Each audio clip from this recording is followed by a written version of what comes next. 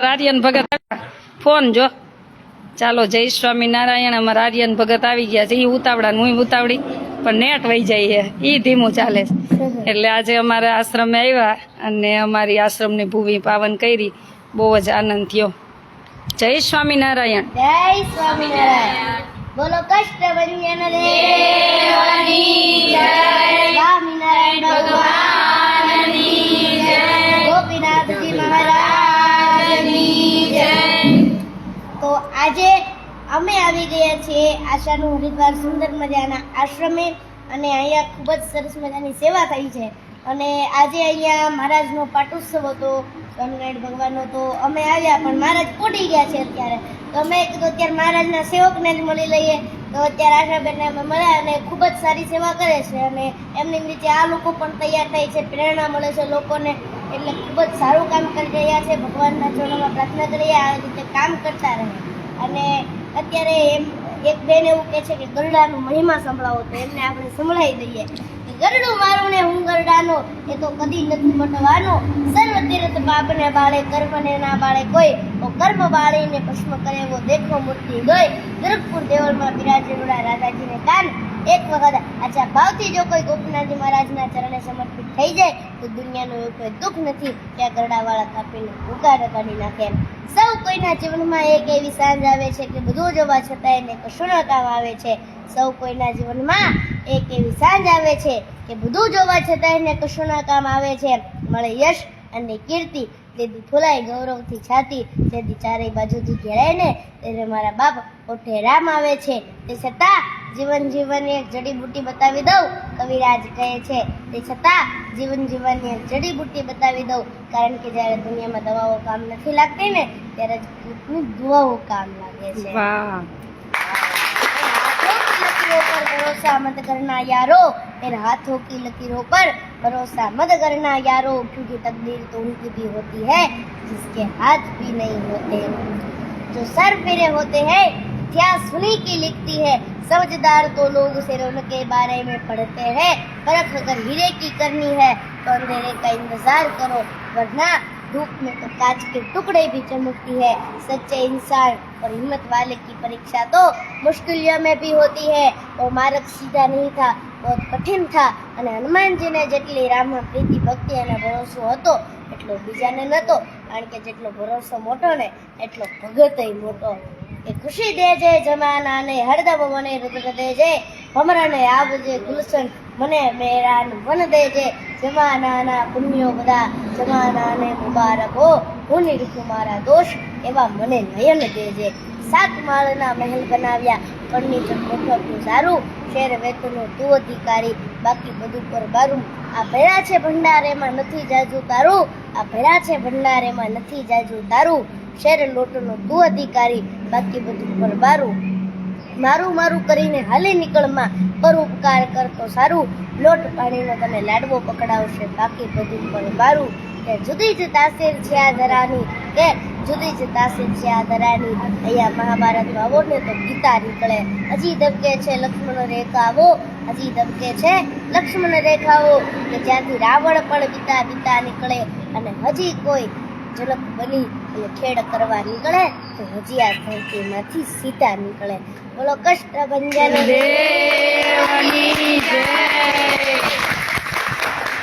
આ દીકરીઓને ભણીને શું કરવું જોઈએ થોડુંક કઈ કહેજો તો બધા જ અહીંયા જેટલા જ પણ દીકરીઓ બહેનો છે એમને મારી એટલી જ વિનંતી છે કે મોબાઈલથી ખાસ કરીને દૂર રહેજો અને શિક્ષણની સાથે જોડાજો અને શિક્ષણ સંસ્કાર અને સંસ્કૃતિ આ આપણને ઊંચા લેવલ સુધી લઈ જાય છે કારણ કે જો સેવા કરશો સંસ્કૃતિ સાથે જોડાશો અને શિક્ષણ સાથે જોડાશો તો તમારી કીર્તિ પણ વધશે અને તમારી સાથે રહેશો ને એની પણ કીર્તિ વધશે એટલે બધાને વિનંતી છે ખાસ કરીને મોબાઈલ છોડજો અને શિક્ષણ સંસ્કૃતિ અને સેવા ઉપર ધ્યાન આપજો વાહ આને અમાર બહુ મોબાઈલ ની ટેવ છે ઉભા થા આને કંઈક શીખવાડો ચાલો જય સ્વામિનારાયણ આર્યન ભગત આવ્યા ને તો ત્યાં ફોન પડ્યા કે પેલા ફોન આગળ લઈ જાવ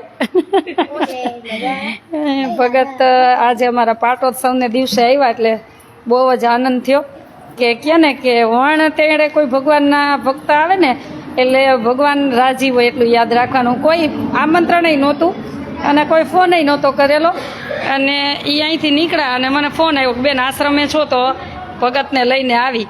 એટલે બહુ આનંદ થયો. મેં કીધું આવો આવો આશ્રમે છીએ. એટલે કેટલા ભગવાન રાજી હશે. વિચારો કે પાટોત્સવને દિવસે આવા ભગવાન, એ તો ભગવાન જેવા જ કહેવાય. અત્યારે બાળક છે એટલે નો સંસારની માયા હોય કે નો રાગદ્વેષ હોય.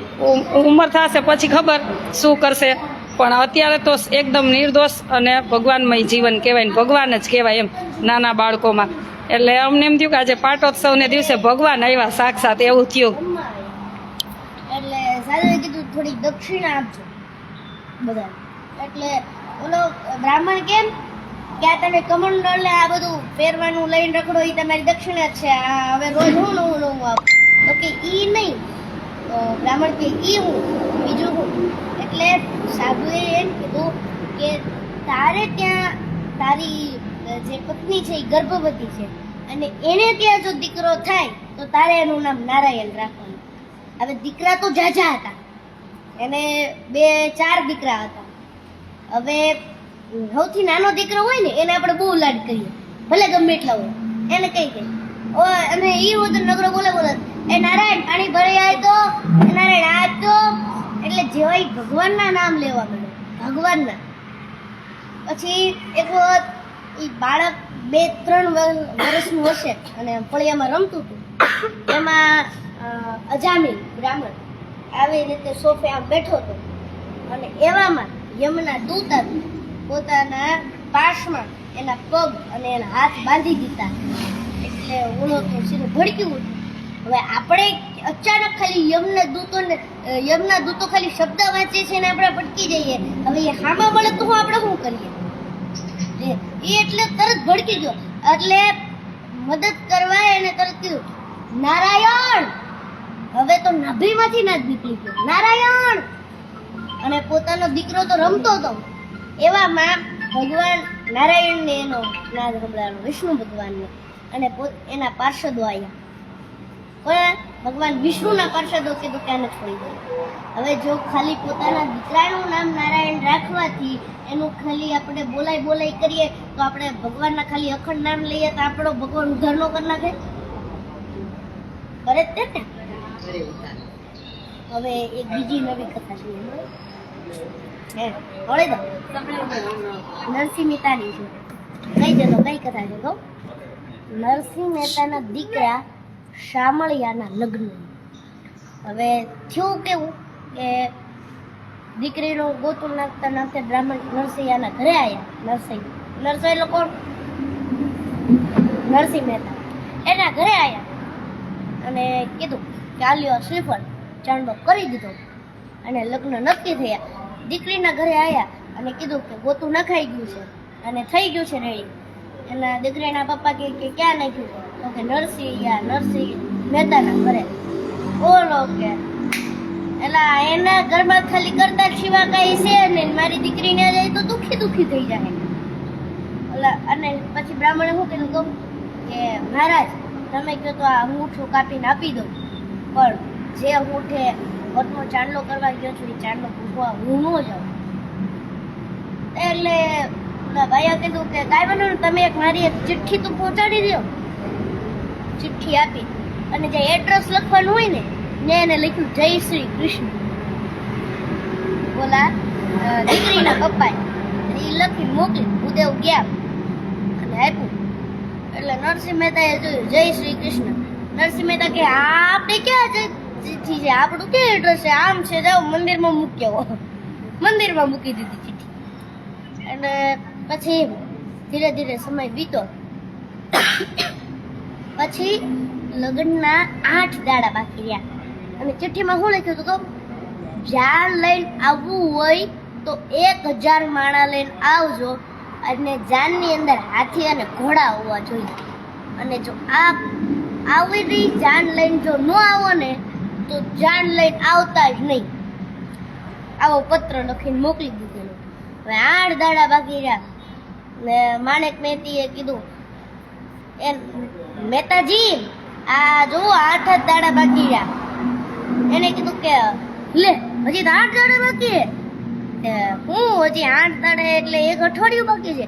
આપણે તો 8 મહિનાથી લગ્નની ચિંતા કરતા હોય. એટલે 8 મહિનામાં આનું શું કરશું, કરિયરનું શું કરશું, આપણે તેમ ચિંતા કર. આ તો 8 દાડા બાકી રહ્યા તોય નહીં, પછી છેવટે 4 દાડા બાકી જાય. અને લખ્યું હતું 1000 માણા એટલે, અને નરસિંહ અને 7 જણાના પરિવાર જાગી તો નહીં કઈ. 7 જણાની જાન લઈને જાય તો કેવું લાગે?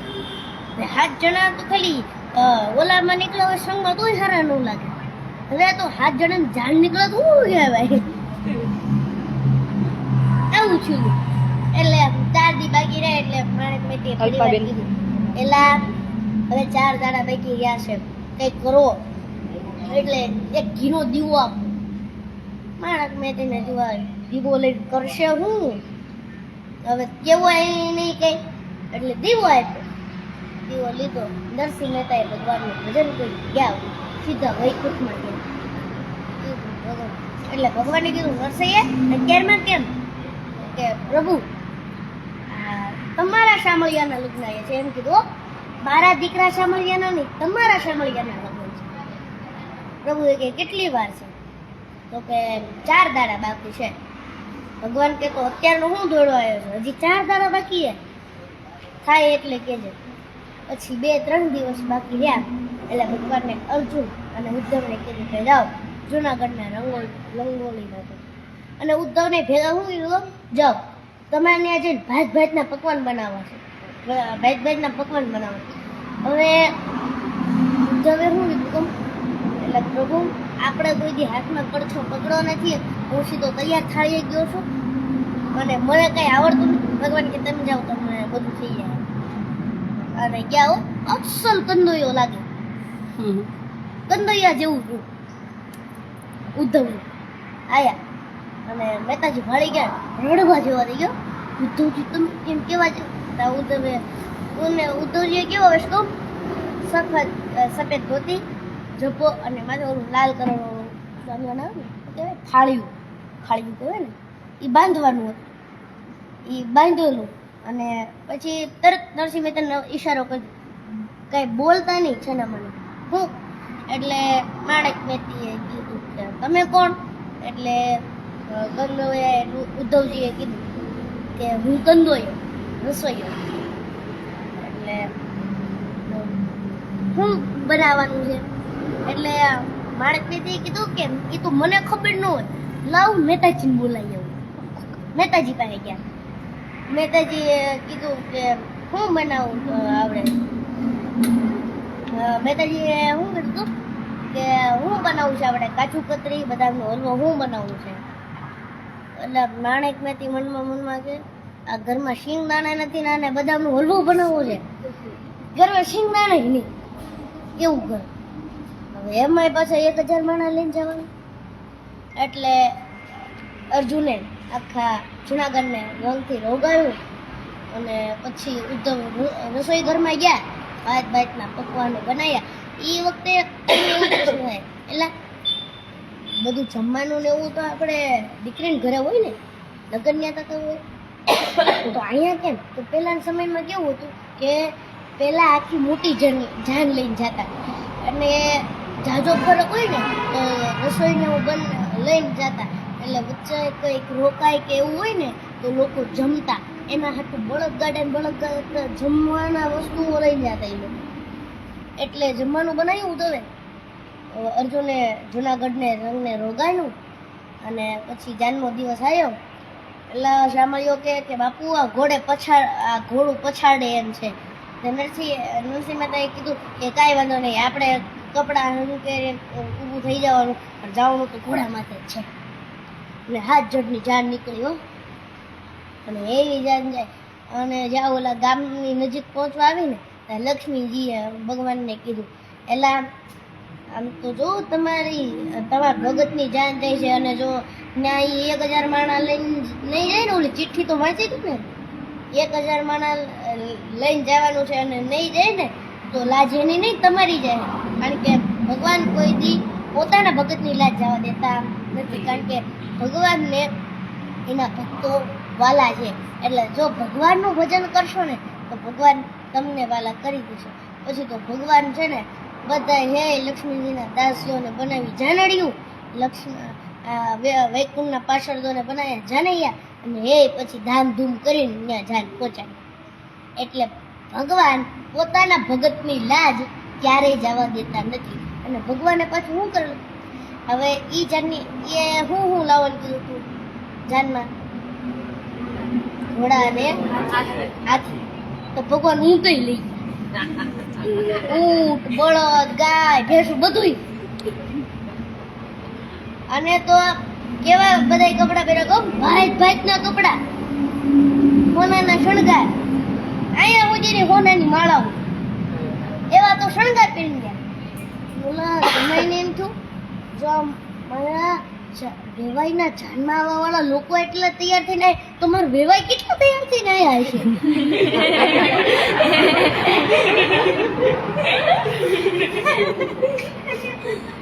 એવી રીતે આમાં તમને એક જ બોધ મળ્યો કે ભગવાનનું ભજન કરો, ભગવાન તમારું ક્યારે એવી થવા દેશે નહીં. ભગવાનનું નામ જપો તો તમને યમના દૂતો પણ પકડી શકે નહીં. હવે તમે ભગવાનનું ભજન કરશો? આ વખતે પછી નહીં બોલ્યા હોય તો કેવું થાય? નહીં. ભજન કરવાનું કા રાત દિવસ. રાધ્યું. હવે કેટલા એવા ભગત થઈ ગયા, ગોરો કુંભાર એકના કેટલાય ભગત થયા, એને દુઃખ તો પડ્યું પણ એનું નામ છોડ્યું. દુનિયા ઉપર અમર થઈ. હવે એ લોકોને લક્ષ્મી નથી તોય લોકો અત્યારે એમને યાદ કરે છે, નથી કરતા? કરે. અત્યારે નરસિંહ મહેતા પાસે શું હતું? કાંઈ હતું નતું ને, તોય અત્યારે ભગવાનનું ભજન કરતા તો એમનું નામ હવે ગામડે ગામડે લેવાય. એવી રીતે ભગવાનનું ભજન કરશો તો તમારું હિત થશે. નામ લેવા જેવા એક ભગવાન જ છે કા, હે ને? તમે ભગવાન જેવા જ લાગો. नहीं नहीं, हम तो भगवान के भगत हैं. भगवान के भगत के भगत हैं.